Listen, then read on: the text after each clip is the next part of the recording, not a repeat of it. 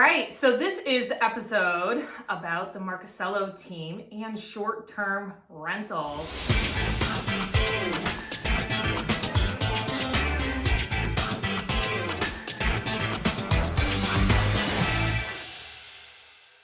Christine and myself both live here locally in the Saratoga Springs area, which has, nightlife, horse racing. It's a big travel tourist town for especially the city folk coming up from Boston, etc. So, Christine, why don't you tell us a little bit about your journey into short-term rental?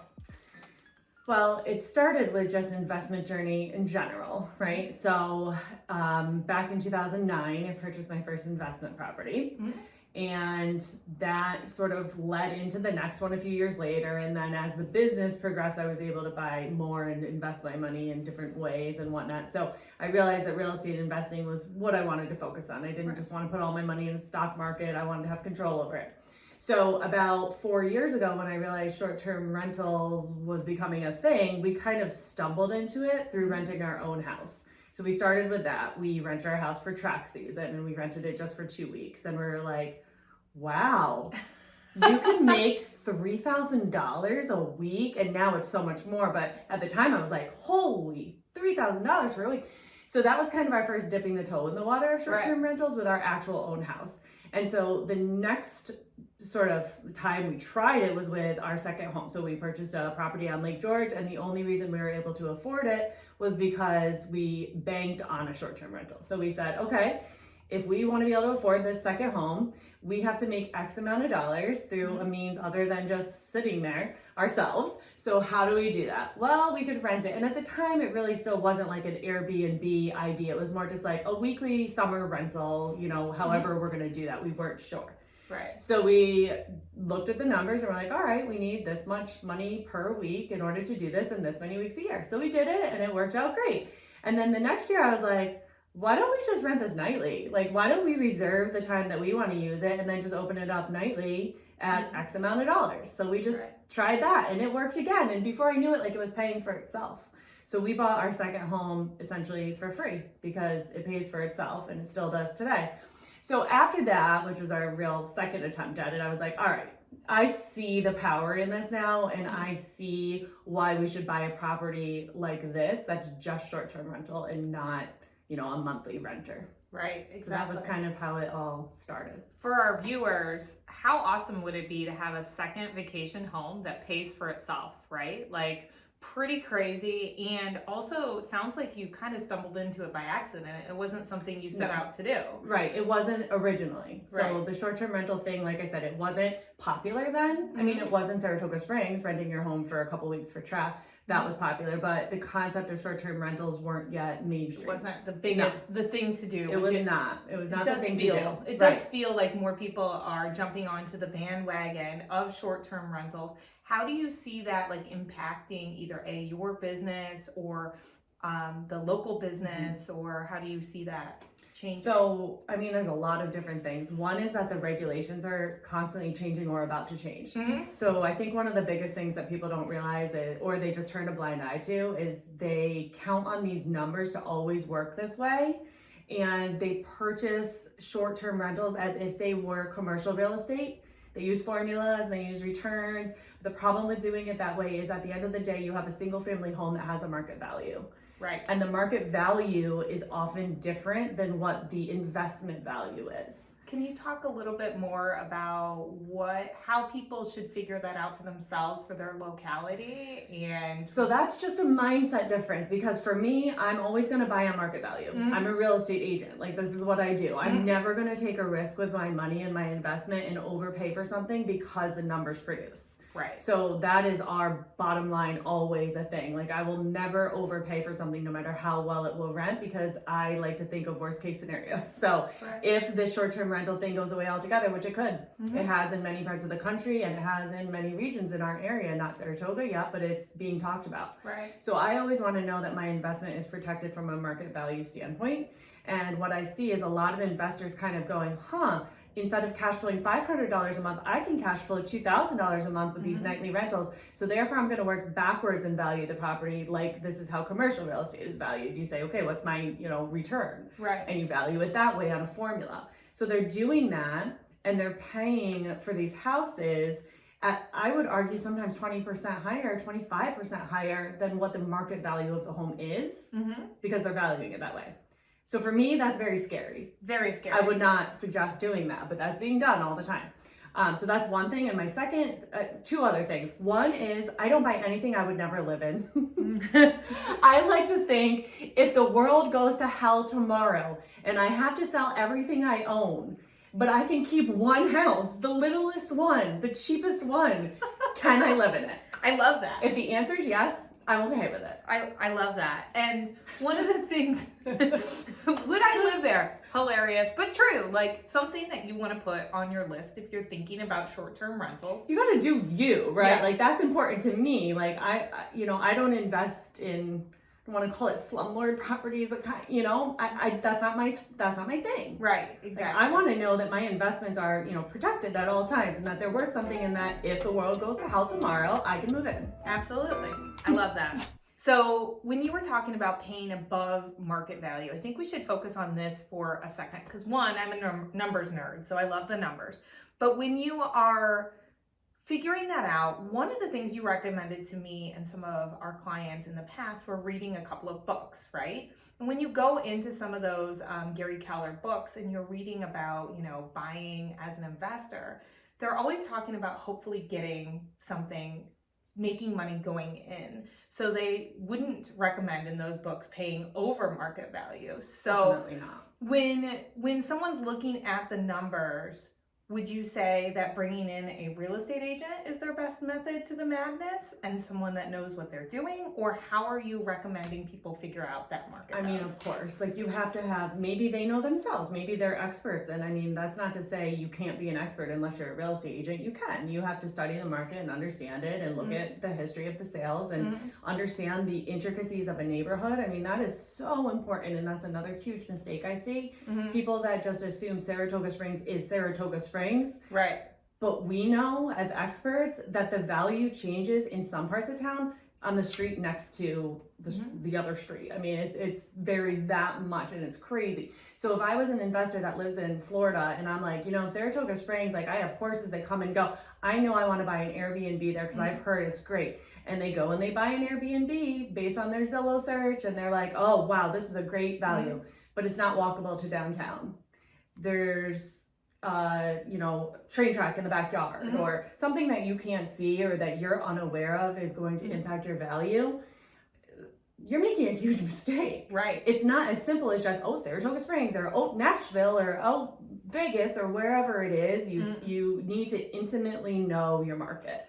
Would you say that it's very important that there are attractions in the neighborhood, or do you think that there is an availability of Airbnb if it's not a tourist town? In my humble opinion, you need to have one of a few things. Okay. There is definitely a market for people that are looking for a wilderness and privacy type of experience. So it's not that you have to have an attraction in the sense that it's a bustling metropolitan area. It's just that the attraction in that case is the wilderness. Right. There's a person that says, I want to go away from it all and I just want to sit in peace and be off the grid. So that is a thing. One thing. That's one thing. Another thing is water view pool. Right. So if you're in Florida, you're in California, you have to have, if you can't walk somewhere downtown, you have to be able to see the water or walk to the beach. Right. And probably have a pool. You're going to double your nightly value if you have a pool in a warm climate. Absolutely. So you have to know what people want and just think about, what do I want when I go on vacation? Right. If I'm going on vacation to a place like Saratoga Springs and it's new to me, what do I want? I want to be able to explore the town. I want to be able to do the things that the town is famous for easily. Right. And I want to be able to, I don't want to have to drive 40 minutes from wherever, Stillwater, Schuylerville. Like I probably am not going to pay to rent an Airbnb in one of those areas if my main goal is to come to Saratoga Springs. Correct. If I'm going on a beach vacation, what do I want to do? I want to swim in a pool. I want to lay in my bathing suit. I want to walk to the beach. I want a restaurant that's in walking distance. So those things are the things you need to think about. It's not rocket science. Think about what do you want to do on vacation and buy a property that has those things. There seems to be like a plethora of people out there that are just buying to buy, like you were saying, like things are being overvalued, and there's a lot of things going on in financing. I'm in financing that have tried to deter Airbnb buyers. But they're still going. People are still going. How do you feel? Do you feel like Airbnb could become watered down per se? Could there be too many Airbnbs? And I personally have already seen a change last year to this year. So again, I feel insulated because of the way we bought, but I have definitely seen a demand change, and it's probably from the excessive buying of Airbnbs in Saratoga. All of our Airbnbs are basically right downtown. And last winter, they were full on the weekends. This year, dead. Interesting. So I've already seen that change happening. And I used to say the next crash of real estate is going to be the overbuying of Airbnbs. Right. So I don't know if that's going to happen, but I feel that it could. It really could. Because people are going to go, oh, SH. We can say shit on here, but oh shit, right? Oh shit, my property is not actually making me any money. Now I want to sell it, but oh shit, I paid 20% over the market value, right? And I can't sell it. And therefore we have this, quick rush to sell all these Airbnb properties that were a sexy buy, but they weren't a smart investment buy. Absolutely. And they can't sell them for what they paid for them. Right. So that is a concern. Yes. And from two professionals that do a lot of transactions, I mean, when we say crash, we're talking about the people losing money on overpaid properties. Right. Not a huge market worldwide crash, just a sort of a mini market, a niche market crash of these Airbnb properties, because now they've also spent $40,000 on furniture and silverware and every little thing that you need in an Airbnb, and nobody wants gross stuff. They're not going to buy like, oh, great, fully furnished with 18,000 guests that have slept in this bed. I can't wait to overpay for that furniture. You're not going to sell that. You're going to have to get rid of your furniture that you just bought on top of the overpaying for the market value. So there's all sorts of things to think about. So these people need to be able to rent their Airbnbs on a monthly basis. Worst case scenario, if they're not going to move into them, then they have to at least be able to rent them monthly for that same, dollar amount that it costs them to upkeep it and to carry it. Exactly. And interestingly, with all of that thought process, we do keep coming right back to like your core point, which is if you buy based on market value and not for the shininess of short-term rental, then you're going to hopefully be able to buffer yourself and protect yourself from some of that potential. Yeah. Oh, absolutely. What's I don't know how many, short-term rentals you have, but you guys manage them all yourself, correct? Yeah.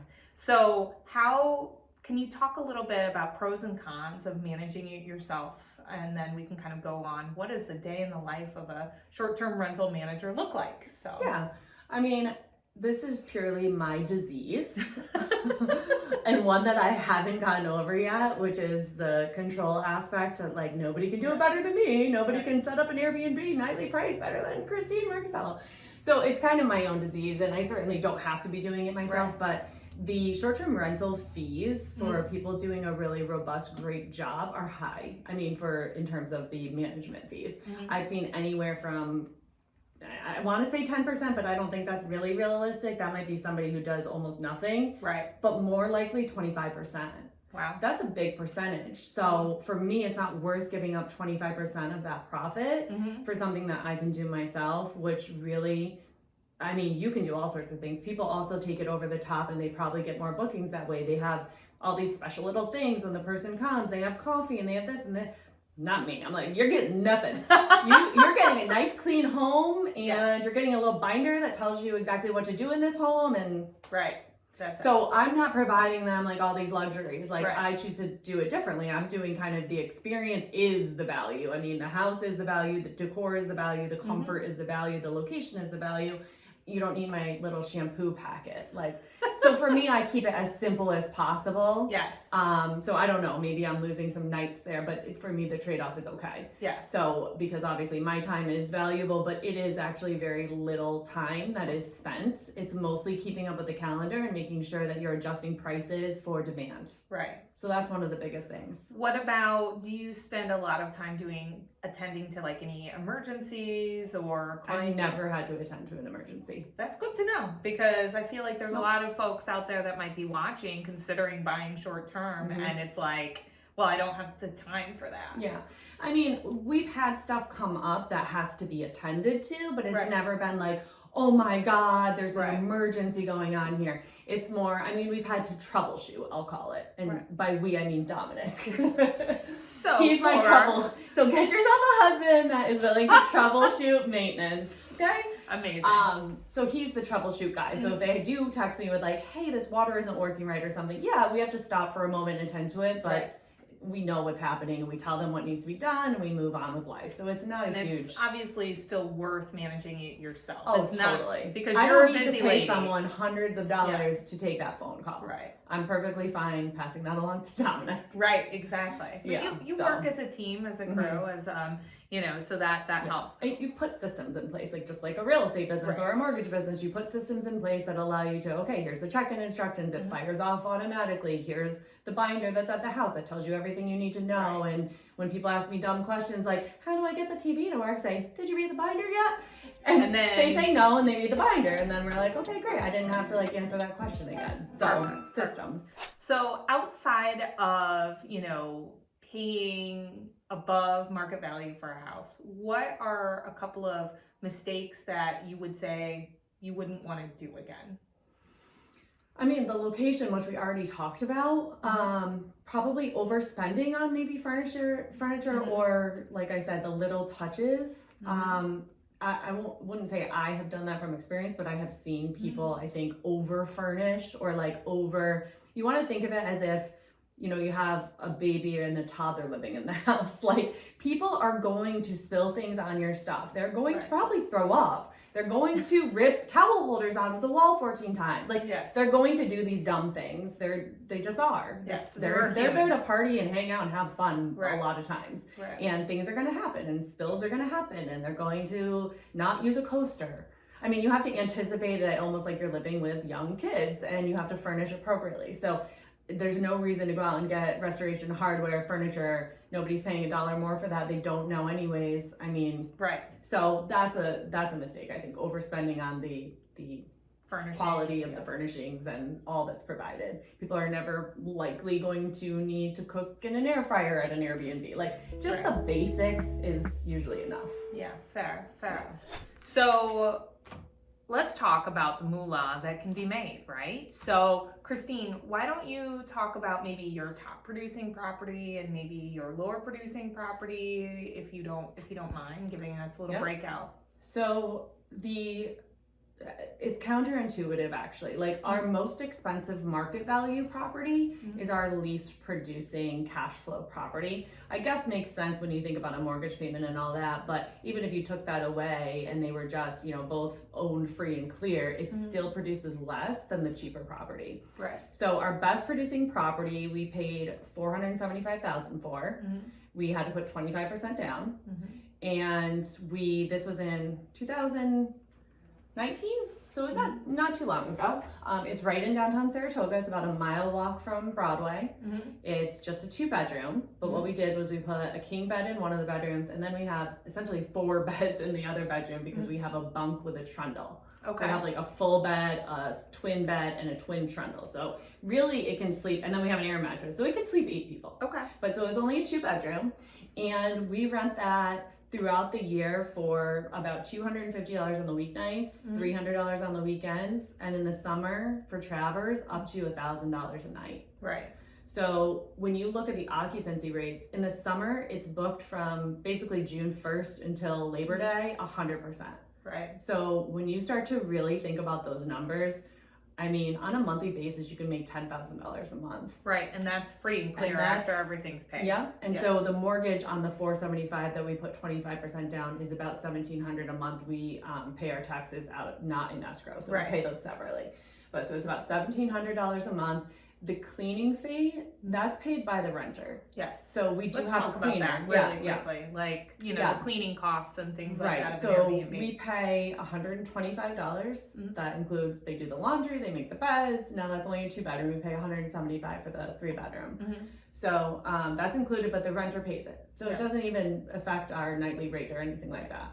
So $10,000 a month, sometimes more during the high season. And then we've never, only in this year, we've had it not pay for itself in a month. So this month and February are the slowest by far. Right. So it won't pay for itself. But when you're making $10,000 a month for 5 months, and you only owe $1,700, and most of your incidental costs are included in the rental fees already, you can see how you can easily have leftover money that will cash flow you through the whole year if you plan appropriately. Absolutely. So I think that there's some really important things that we've covered today that, you know, just as a recap, you know, don't pay over market value. I think that hit home. And if you have questions about that, you know, consulting an experienced licensed real estate agent. And I actually was watching something the other day and they made a comment that really hit home for me, which is, why would you have someone help you do something they haven't done in the past? So if you're going to employ a licensed real estate agent, picking someone that has experience and success in what you're trying to do, like the Marchesiello team, would be a really great thought process that I'm just gonna go ahead and add in there. Having someone help you that knows what they're doing on the real estate side. So don't pay over market value, make sure you have a good location, making sure that if you're by the, that you can walk to downtown, or you have a pool, or you can see water, you have that pizzazz that Christine was talking about there. Did I miss anything on kind of the big stuff? Those are the main things. Location, the price you pay, making sure your calendar is up to date on Airbnb and adjusting for, I mean, if I didn't adjust for travelers, just think of that. If I'm normally getting in the summer weekend $399 a night, but I should be getting $1,000 for travelers, but I forgot, yikes. Yeah. You just lost for 2 nights $1,400, almost a whole mortgage payment. Right. So like keeping up with that calendar. And if you aren't going to do that, then do get a property manager. That's totally fine. It's just, for me, it's not worth the extra fee. Absolutely.